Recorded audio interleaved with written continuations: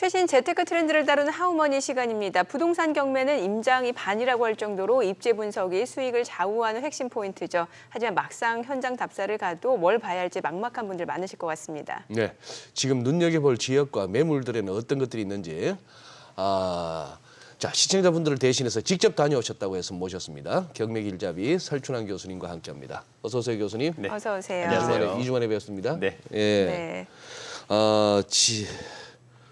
지금 눈여겨볼 지역과 매물, 경매 시장 분위기부터 먼저 좀 정리 한번 해주시죠.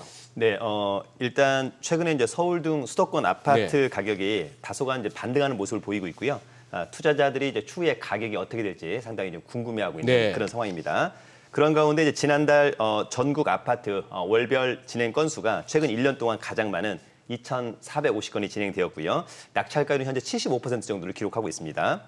여전히 경매 물건은 증가하고 있고요. 특히 이제 아파트보다는 빌라 물건의 속도가 상당히 빠르고 있다. 왜냐하면 이제 빌라는 사실 환금성이 좀 약하다라고 하는 점이 있습니다. 현재 이제 서울 같은 경우에는 아파트가 한 총 190여 건, 그리고 서울 빌라는 총 520건 정도가 이제 진행되고 있는데 실제로 최근 정부의 세금과 대출 그리고 이제 다양한 부동산 규제의 어떤 폐지 그리고 어쩌면 올 하반기부터는 좀 금리 인하가 시작될 거라고 하는 기대감에 아파트 가격이 이제 반등되고 있는 상황인데요. 네. 다만 이제 앞으로 금리나 경기가 어떻게 되느냐에 따라서 네네. 부동산 가격의 향방이 정해질 것으로 보입니다. 예, 뭐 지금 화면에 보여졌다시피 이제 경매 시장 자체가 조금 냉랭해졌다라는 평가는 나오고 있는데 또 지역별로는 또 다르다면서요. 뭐 강남이라든지 여의도는 또 인기라면서요. 네, 맞습니다. 실제로 이제 투자자나 실수요자 입장에서 지역별 선호도의 차이가 극명하게 좀 갈리고 있다. 이렇게 좀 보시면 좋을 것 같고 서울 같은 경우에는 아무래도 이제 강남 3구나 용산, 여의도, 광화문 등의 선호도가 상당히 높은 편인데 얼마 전에 진행된 강남구 청담동의 상지 리치빌 9차 전용 아파트 60평대 아파트가 있었는데 감정가가 36억 원이었고요. 두 번 유찰된 후에 최저가가 23억 원. 그런데 이 아파트가 경쟁률은 무려 33대 1. 낙찰가는 약 31억 원. 낙찰가율은 85%를 기록했습니다. 평균 낙찰가율보다 약 10%가 높았고요. 그러네요. 네, 맞습니다. 두 번째는 이제 영등포 여의도의 한강변 시범 아파트 전용 면적 35평형인데 이 아파트가 이제 감정가 20억 원, 한 번 유찰된 다음에 최저가가 16억이었고요. 경쟁률은 이제 11대 1, 낙찰가는 20억, 낙찰가율이 이제 100%를 넘긴 그런 아파트였습니다. 특히 이제 이 아파트는 추후에 재건축에 대한 기대감이 엄청 좀 높았던 그런 아파트고요. 특히 이제 이 아파트 같은 경우는 이제 1등과 2등의 차이가 2천만 원밖에 나지 않았다고 하는 점이 있었습니다. 마지막으로 서울에서는 약간 이제 선호도가 낮은 지역이 있습니다. 서울 금천구. 그래서 서울 금천구 시흥동의 벽산 아파트 전용 면적이 25평형, 우리가 흔히 이야기하는 33평형 아파트인데요. 감정가가 7억 5천만 원이었고 두 번 유찰된 다음에 최저가가 4억 8천만 원. 좀 올라갈 거라고 생각했는데 경쟁률은 3대 1이었고요. 낙찰가는 4억 8,770만 원. 낙찰가율이 65%밖에 되지 않았다고 하는 점이 있었고요. 특히 이 아파트는 1등과 2등의 가격 차이가 77만 원밖에 진짜 얼마 안 났네요. 차이가 없는데 실제 이제 결과론이지만 저도 이제 낙찰을 받아봤습니다만 왠지 2등하고 차이가 얼마 안 나면 기분이 상당히 좋고 오히려 많이 나면 왠지 내가 잘못 받은 거 아닌가? 너무 고가의 낙찰 받은 거 아닌가 이런 생각 들죠. 그럴 수 있습니다. 그래요. 지금 교수님 설명을 듣고 보니까 지역별로 이 차이가 아주 극명합니다. 네. 자, 그렇다면 이제 매물 찾을 때 기준이 필요한 것 같은데 요 입지 선정 노하우 좀 알려주시죠. 네, 일단 입지 선정할 때 가장 중요한 것은 그 지역에 호재가 있는지 여부가 지금은 가장 또 중요한 체크 포인트가 될 것 같습니다. 아무래도 이제 교통 호재라든지 또는 이제 대기업 입주 등 이런 부분들이 상당히 중요할 것 같은데요. 먼저 지금은 단기 투자를 해서 수익을 내기가 쉽지 않은 시기입니다. 단기 투자라고 하는 것은 이제 계속해서 주가가 이제 우상향할 때 중요한데 지금은 단기 반등을 한 다음에 어떻게 될지 모르는 상황이기 때문에 단기 투자는 좀 어려울 것 같고요. 중장기 투자를 염두에 두고 투자를 좀 해야 될 것으로 보입니다. 실제 이제 입지 선정할 때 가장 중요한 것은 앞서 얘기한 것처럼 교통망 호재 지역이 최우선 중요하다. 교통망이 확충될 때마다 그 지역의 부동산 가격이 많이 상승한다라고 하는 점이 있었습니다. 대표적으로 최근에는 GTX가 개통되는 역사 근처가 사실 이제 최근 3, 4년 동안 가격을 주도했다라고 해도 과언이 아닌데요. 대표적으로 뭐 파주 운정이라든지 뭐 인천시청역, 남양주 마성역 이런 부분이 있었습니다. 특히 이제 내년 하반기에 GTX A 노선이 파주 운정에서 서울역 구간이 네. 일부 개통이 된다고 합니다. 그렇다라고 한다면 이제 파주 운정 지역은 상당히 호재로 작용할 것으로 보이고요. 제가 이제 앞서 지난번 다녀온 그 검단 신도시 네. 연장 인천 1호선 연장선 역사가 네. 생기는 곳 네. 상당히 매력적이라고 보여지고요. 또 제가 개인적으로 아주 좋아하는 라인은 조만간 개통될 소사대곡선. 왜 소사대곡선이 좋냐라고 물어보면 사실은 이제 서울 강서구에서 예. 일산으로 넘어가기가 차량으로는 좋은데 네. 지하철로 돌아가려면 거의 한 4-50분 이상이 걸리는데요. 아하. 이걸 곧바로 직통합니다. 예, 그렇다고 예. 한다면 서울 강서구에서 일산까지 한 15분, 20분이면 곧바로 이제 가는 것이기 때문에 이런 노선이 상당히 좀 인기가 많을 것 같고요. 그래서 일단 교통망 호재 지역이 중요하다. 두 번째는 이제 대기업 입주가 시작되면 상당히 좋을 것 같은데 네. 특히 요즘에 삼성전자가 300조 원을 투자하겠다. 네. 또 SK 하이닉스가 투자하겠다라고 하는 지역이 전부 다 용인시, 특히 처인구, 원산면 이런 곳들이 그래서 토지와 아파트 가격이 최근에 이제 급등했습니다. 과거에 이제 삼성전자가 고덕에 입주할 때 네. 가격 상승의 어떤 학습 효과가 있었던 것 같고요. 다만 이제 좀 아쉬운 것은 최근에 전투비행장이 들어온다거나 또는 쓰레기 매립장이 입지하는 그런 예, 곳들이 있었습니다. 예. 이런 것들은 좀 아무래도 투자 지역에서는 배제하는 것이 좀 좋겠다 이런 생각이 듭니다. 예, 그 개발 호재가 중요한 포인트다라는 말씀을 주셨으니까 그 2040 도시기본계획 보고서가 발표가 됐잖아요. 그럼 여기에서 좀 임장 지역 선정에 좀 도움이 될 만한 그런 포인트가 따로 있을까요? 따로 있습니다. 어. 실제로 이제 부동산 투자자들이 임장하거나 부동산 입지를 선정할 예. 때 그 지자체의 도시 기본 계획은 정말 중요하다라고 하는 점. 특히 이번에 나온 그 2040 서울 도시 기본 계획은 앞으로 이제 서울시의 발전을 위한 정책 방향을 제시하는 그런 네. 계획이었기 때문에 그러면 그 2040이 2040년까지 맞습니다. 네. 그래서 네. 이제 그 앞으로를 내다보면서 네, 네. 중요할 것 같고요. 특히 이제 2040 서울 도시 기본 계획에서 투자자들이 관심을 가져야 될 부분은 교통 부분이 일단 가장 예. 중요해 보이는데 서울시의 어떤 선제적 교통 계획, 확충 방안에 대한 내용을 알 수 있기 때문에 투자처를 선정할 때 좀 도움이 될 것 같고요. 더불어서 이제 공간 계획 중 중심지 체계를 선정함으로써 이를테면 서울 같은 경우에는 화면에서 보시다시피 서울 도심과 여의도 영등포 그리고 이제 네. 강남을 도심으로 하는 3도심과 7광역 중심 12지역 중심을 선정하고 각 지역에 대한 이제 육성 방안을 확인함으로써 우리가 이제 투자처를 선정할 때 또 도움을 좀 받을 것 같고요. 마지막으로 이제 투자자들이 가장 관심이 많은 것은 아무래도 광역 교통 축에 대한 네. 부분일 것 같은데 이제 광역 교통망 노선 계획과 다양한 도시 철도망. 그러니까 투자할 때 아무래도 이제 저희가 주거용 부동산 투자를 많이 하잖아요. 예, 예. 그런 부분들은 이제 도로망보다는 아무래도 이제 지하철이나 철도망 그렇죠. 이런 확충 방안을 이런 부분을 통해서 사전에 알 수 있다라고 하는 점이 굉장히 중요한 포인트라고 생각합니다. 네. 교수님 또 실제 임장 다녀오신 얘기 좀 한번 들어보겠습니다. 네. 서대문구 다녀오셨다고요? 네, 서대문구를 다녀왔습니다. 여기 신촌대학가 네, 맞습니다. 그러니까 네. 지금 여기는 상암동은 마포죠. 마포예요. 네, 여기는 여기는 이제 마포, 은평, 서대문이 딱 붙어 있는 곳입니다. 그렇죠, 예, 예. 그렇죠. 네. 그래서 이제 제가 이 서울 서대문구를 선정한 이유는 사실은 이제 앞으로 굉장히 유망한 지역 중에 하나가 원래 이 지역 비싸지 않나요? 비쌉니다. 예. 네. 그래서 또 SBS가 들어왔지 않았을까 생각이 들고요. 저희 네. 마포. 네, 맞습니다. 네. 이제 바로 여기 옆에 그 디지털 미디어 시티역이 예, 예. 인접해서 예. 서대문구가 상당히 매력적입니다. 예. 일단 이 디지털 미디어 시티역은 6호선과 경의선, 공항철도, 트리플 네. 역세권인데요. 또 여기에 추후 롯데몰도 입점할 계획이 있습니다. 네네네. 바로 붙어 있습니다. 서대문구가. 네.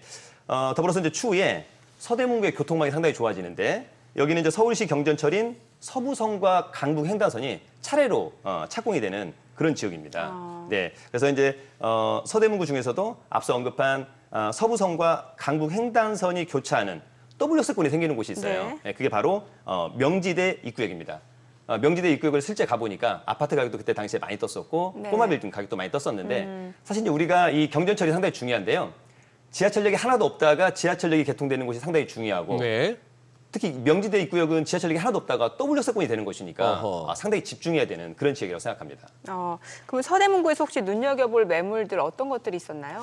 네, 일단 저희가 이제 경매 투자에서 예. 가장 중요한 게 가성비거든요. 예. 그러니까 많은 분들이 강남에 33평 아파트 보고 또 서대문구 33평 아파트 보고 또 시골에 33평 아파트 보면 당연히 강남게 제일 좋고 그다음에 뭐 여기 좋고 시골게 그렇지 않습니까? 그런 이제 투자자 입장에서는 얼마만큼 싸게 사서 그렇죠. 수익을 낼 수 있느냐가 중요한 포인트인 거니까요.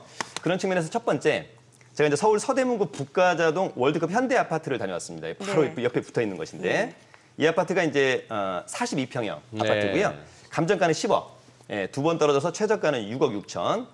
실제 이제 중개업소에 가니까 시세는 약 한 8억 원 정도 한다고 하더라고요. 그래서 이번 최저가 6억 6천은 어쨌거나 매력적이다라고 하는 점이 있었는데 어쨌거나 이 아파트는 디지털 미디어 시티역에서 도보로 1분 거리 초역세권입니다. 더불어서 이제 주위에 불광천도 있어서 조깅하거나 산책하거나 상당히 매력적으로 보인다. 다만 약간 아쉬운 것은 두개동에 254세대라고 하는 것은 약간 아쉽다. 네. 단지가 조금 작네요. 맞습니다. 왜냐하면 단지가 작다면 주위에 인프라가 부족하고 네. 추후에 이제 가격이 상승할 때 탄력을 받기가 어렵다는 그런 또 단점이 관리비도 있습니다. 조금 더 맞습니다. 나오고요. 네. 교수님, 네. 예. 두 번째는 서울 서대문구 남가자동에 DMCL가 원룸을 다녀왔습니다. 네. 이게 이제 원룸이 전용 면적이 6평형이거든요. 6평인데 그렇다면 이제 혼자 살기에는 딱 좋아 보입니다. 감정가가 이제 1억 8천만 원인데 유찰이 두 번 돼서 최저가는 1억 2천만 원. 다만 이제 이 원룸은 선순위 임차인이 1억 3,500만 원이 있기 때문에 네. 최소한 1억 3,500 이상에서 낙찰이 되어야 될 것 같고요. 그러네요. 매매는 현재 이제 1억 4천에서 1억 5천만 원. 다만 이 원룸은 북향의 원룸입니다. 그러니까 임장할 때 이런 게 상당히 중요한데 북향의 원룸이 이제 최소한 1억 3,500의 낙찰을 받아야 된다. 근데 현재 남향의 원룸이 있습니다. 똑같은 네네. 평형이. 그게 1억 4천만 원밖에 안 합니다. 그러면 차라리 500만 원을 더 주고 예. 명도에 대한 부담이 없는 그 금매 원룸을 매수하는 것이 저는 더 좋다라고 생각되고요. 사실 이제 우리가 아파트는 가격이 좀 잘 뜰 수 있는데 원룸 같은 경우는 실제 나중에 매매 차익이 별로 없습니다. 예. 가격이 잘 안 뜨고 예. 임대 수익을 봐야 되는 건데 그렇죠. 이 원룸이 이제 보증금 500에 월세가 70만 원 나오거든요. 예. 그럼 이제 1억 4천만 원의 낙찰을 받으면 수익률이 연 6.2%. 아주 좋죠. 왜냐하면 저희가 이제 요즘 금리에 따라서 이제 기대 수익률도 달라지는데 과거 저금리 때는 서울에서 임대 수익이 한 3.5% 연? 그러면 괜찮다. 근데 지금은 한 4%가 넘으면 좋은데 6.2%니까 아하. 임대 수익률 치고는 상당히 좋다. 수익형 부동산으로서 매력적이네요. 맞습니다. 네. 그래요. 다음 임장 지역은 노원구네요. 작년에 여기가 집값 제일 많이 떨어진 곳 아닌가요? 이제 올해 맞습니다. 작년 예, 하반기부터 하반기부터. 네, 올해가 가장 많이 떨어진 것. 그러면 또 오히려 또 기회가 있을 수도 있겠는데. 맞습니다. 네. 네, 어떤 점에 주목하셨나요? 네, 일단 노원구는 저희가 알다시피 노원구, 도봉구, 강북구 일명 네. 노도강의 노도강. 가장 핵심적인 지역이 이제 노원구입니다. 사실은 영끌족들이 가장 많이 아파트를 매수한 곳 중에 하나가 바로 이 노원구입니다. 다만 이제 이 지역의 아파트는 대부분 구축, 오래되었고 또 소형 평수다 보니까 아무래도 예. 영끌족이 좀 매수하기가 네. 좀 부담스럽지 않지 않았나 이런 생각이 들고요. 이 지역이 이제 가장 인기를 모았던 이유 중에 하나는 재건축에 대한 열기가 그 어느 지역보다도 높았다. 지금은 이제 어떨까 해서 좀 궁금했고요. 두 번째는 서울시 경전철 동북선이 현재 공사 중에 있습니다. 그래서 2026년도 정도에 이제 완공을 네. 목표로 하고 있고요. 세 번째는 이제 노원구 하면은 은행 사거리, 중계동 학원가 상당히 또 사람들의 관심이 많고요. 마지막으로 서울 동북부 지역에서 가장 강한 상권 중에 하나가 이 노원역 상권입니다. 이 노원역 상권이 어떻게 되고 있는지 예. 이런 부분들을 알아보려고 다녀왔습니다. 네. 노원구에서 좀 눈여겨본 매물도 좀 소개를 해주세요. 네, 일단 역시 노원구 하면은 매물이 경매로 나온 매물이 아파트가 가장 많습니다. 예. 그래서 제가 이제 다녀온 첫 번째 물건은 서울 노원구 상계동의 보람 아파트, 2단지 28평형이고요.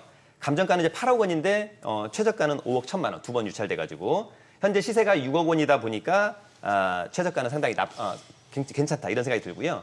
중개사무소에 이제 가서 이제 그걸 물어봤습니다. 이제 시세 흐름도 중요하지만 재건축이 좀 요즘에 어떠냐. 네. 그러니까 최근에 노원구에 재건축에 대한 문의와 열기가 많이 가라앉았다. 이유는 주위에 이제 아파트 가격이 많이 하락했기 때문에. 사실 여러분 우리가 이제 재개발이나 재건축은 어느 때 가장 사랑을 많이 받냐면 주위에 네. 아파트 가격이 상승할 때 예. 여기 빨리 재건축해서 우리도 같이 가격이 상승 예. 타야 된다 이런 부분이 있었는데 주위에 아파트 가격이 떨어지다 보니까 재건축에 대한 열기가 좀 떨어진 것 같고요.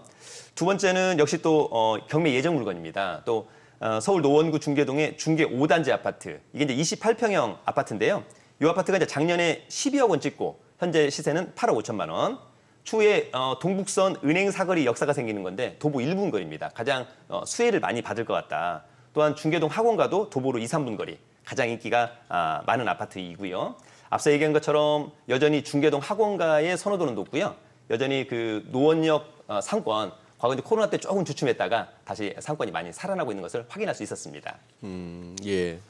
그래요. 교수님, 그래도 뭐 현장 답사에 좀 소홀하다 보면은 아무래도 뭐 이런 실수도 있을 수도 있겠고. 그럼 현장 답사 시에 우리가 꼭 체크해야 할 체크리스트 한 번만 더 정리해 주시죠. 네, 체크리스트가 다양한데 네. 일단 저희가 이번에 이제 수강생들하고 함께 이제 임장을 해봤는데 일단 가장 어려워하는 것은 한 번도 경험해보지 못한 중개업소에 가서 네. 일단 시세 파악하는 것을 굉장히 어려워했었습니다. 경험이 없다 보니까. 예.